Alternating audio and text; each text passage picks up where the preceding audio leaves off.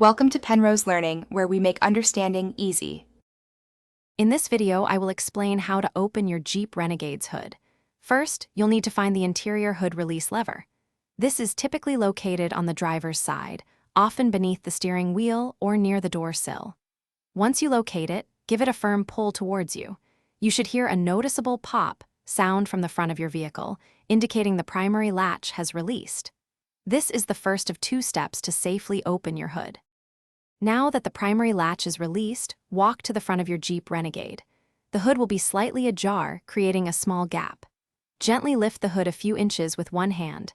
With your other hand, look into this opening, usually around the center of the grille area.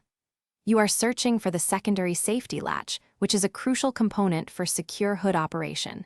It's often a small, distinct lever or mechanism. With the secondary safety latch located, it's time to fully release the hood. Reach into the gap and manipulate this small lever. Depending on your Renegade model, you might need to push it to the left or pull it upwards. Once you've successfully moved the safety latch, the hood will be completely disengaged. You can now lift it all the way open, providing full access to your engine bay for any necessary checks or maintenance tasks. To keep the hood safely open while you work, locate the metal prop rod. This rod is typically clipped to the underside of the hood itself. Unclip it and extend it. Then, find the designated hole or slot in the engine compartment, usually near the front or side, and securely insert the end of the prop rod. Double-check that the hood is stable and firmly supported by the rod before you begin any work, ensuring your safety and preventing accidental closure.